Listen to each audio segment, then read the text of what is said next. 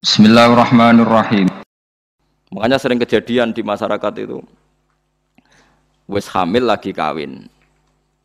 Itu kalau mesti pesen, sampean tobatnya diterima Allah karena sudah kawin. Itu harus didukung. Harus didukung. Bagaimanapun dengan menikah kan menghilangkan zina kan, kalau dia tetap berhubungan, kalau tidak nikah kan malah zina. Ya ono kiai sing wong wis ora bener kok dinikahno, itu salah besar. Malah cepat dinikahkan supaya hubungannya halal. Tapi nanti anaknya ini nanti nggak boleh jadi diwaleni nopo bapak. Saya itu pernah menikahkan orang yang kasusnya seperti itu. Ya saya bilang di naibnya, ya sudah istilahnya walinya bapaknya, tapi walinya tetap naib. Itu tidak bisa. Karena nasab yang diakui syariat itu yang biakdin apa? Sohih, yang lewat akad apa? Sohih. Jadi nanti kalau seperti itu, misalnya anaknya putri, paham ya? Oleh ngandang bapak, macam bapaknya secara genetik, secara gen, tapi secara syar'an nanti kalau nikah walinya apa? Hakim. Nah, makanya itu kudu ngerti. Nah, lagi-lagi adopsi anak itu mengacaukan itu semua.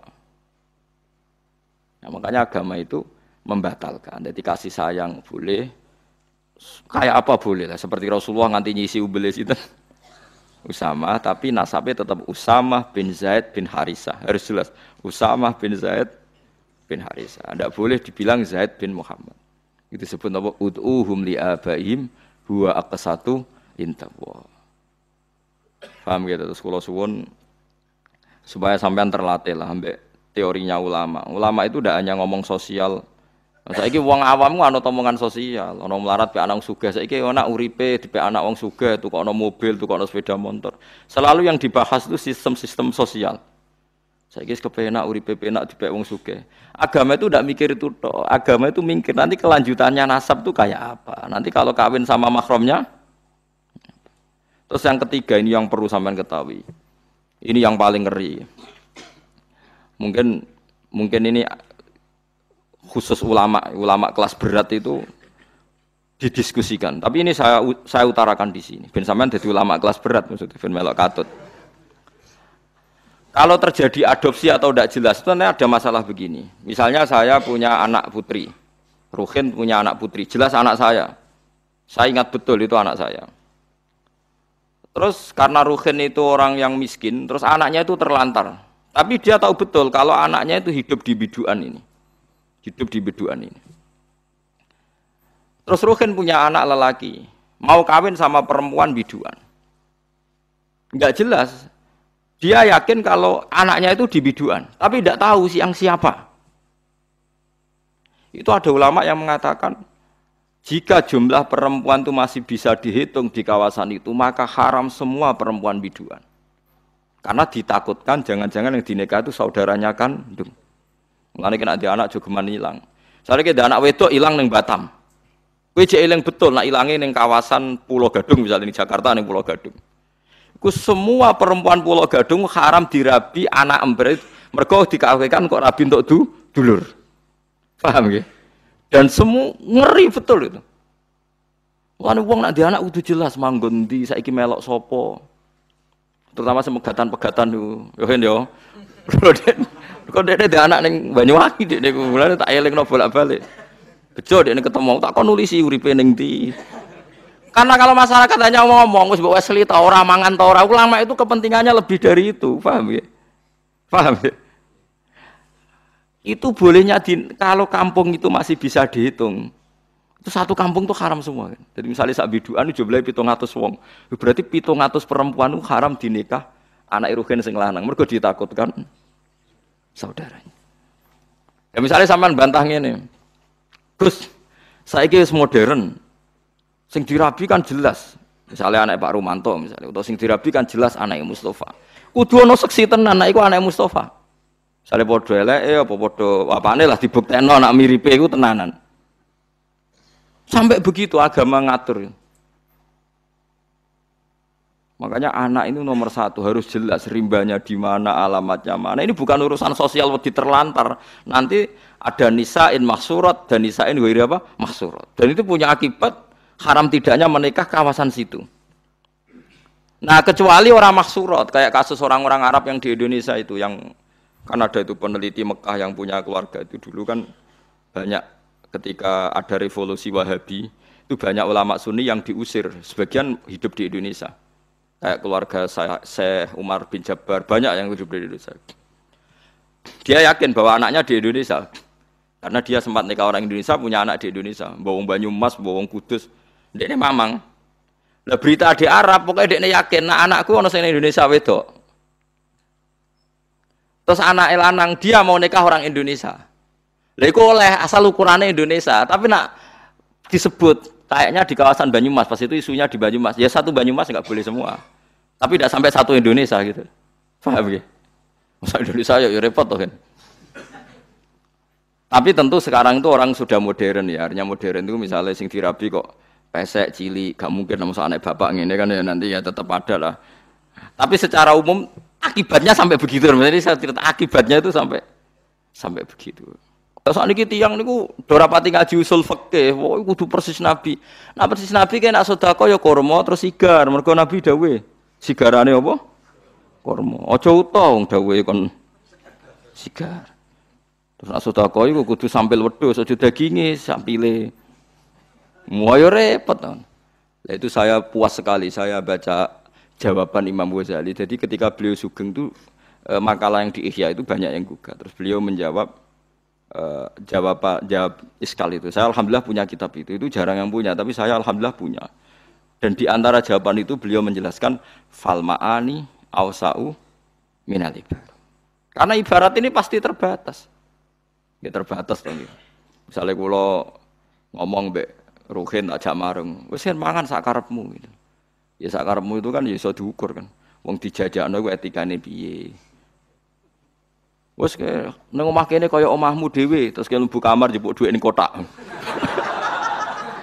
Wes ora usah sungkan sanggepe omahmu dhewe terus buka kamar dhuwit ning kotak jupuk. Ana ATM dijuwi maksudnya sak karepem dhewe kuwi wis pokoke mangan wareg ngono wae ora kok.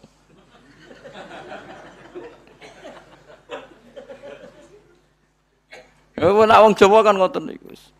Ora usah bayar yo pokoke seduluran. Bareng di seduluran dikai mok 100.000, ambek dulur jemuk 100.000.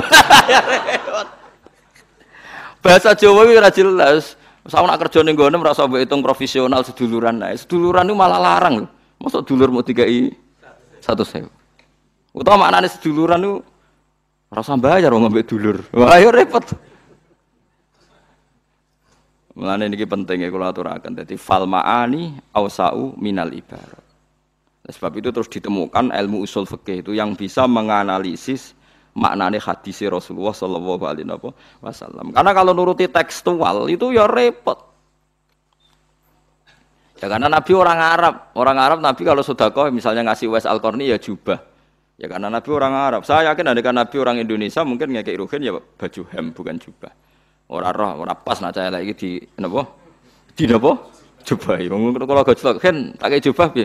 Kepus. Nate kula tawani. Cara gelem tak tukokno tenan. Semua aji jubahan macam lah. Entek wira di tontonan paham ya. Lho nak gelem tak tukokno kan sesuk. Ngaji kok ngarep nganggo napa? Jubah. Macam lah. Kula lan entuk nomo sing ngaji Gus Bak seseh.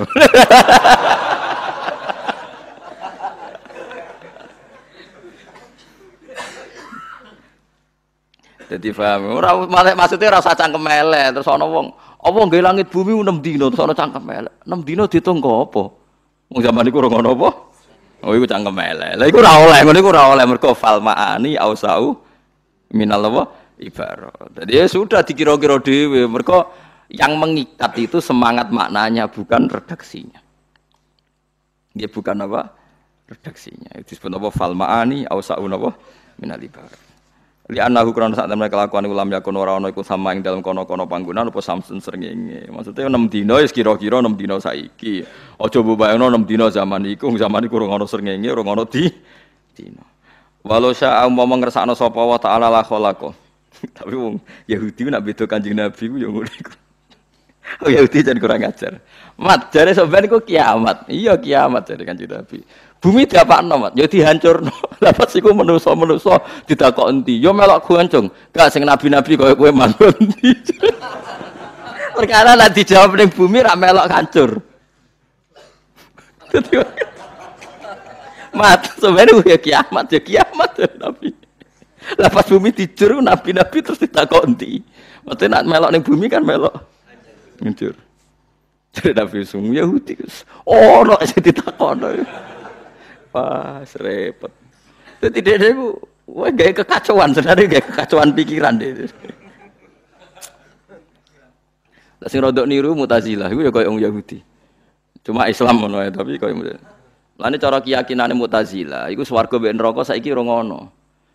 Alasane iku swarga neraka iku arduhas samawati wal ard. Sebagian ayat disebut arduha ka ardis samai wal ard. Sebagian kan arduhas samawati wal ard.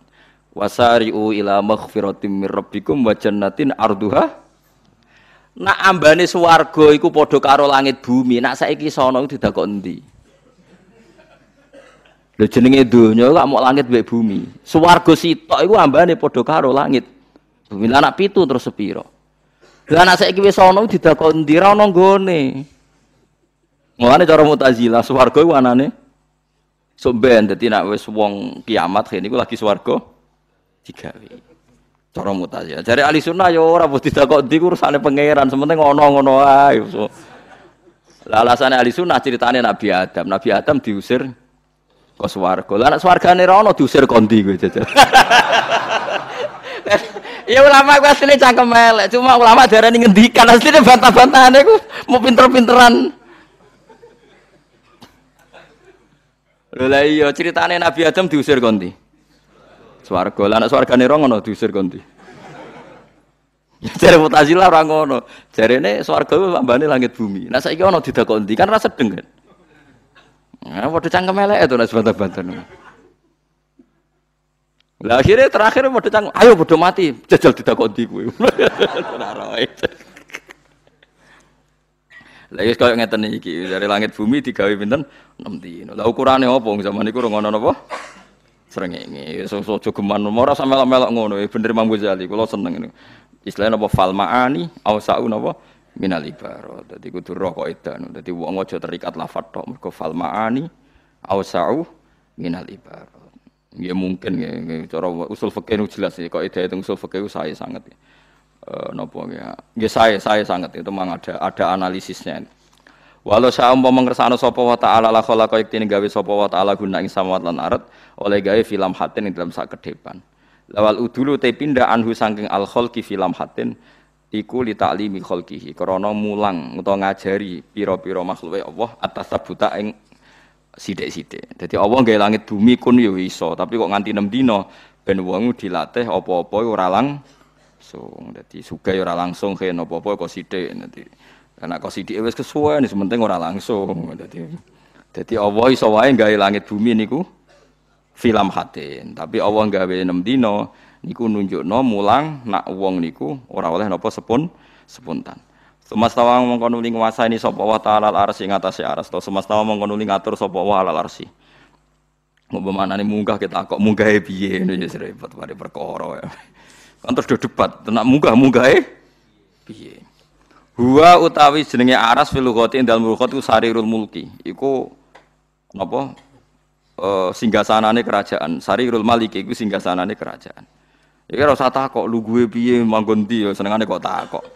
Wes pokoke fal maani au sa'u minal ibarat Allah duwe aras artine Allah sugih ngono ae ora usah mbok bayangno Allah lungguh terus arase kondi wah bahane kok apa terus pesen ning ndi pengrajine sapa malah repot kabeh suwe-suwe ngono bayare pira malah ora karu-karuan wis ora usah ngono Allah di aras berarti Allah sugih ngono kok repot senengane kok napa repot fal maani au sa'u napa minal ibarat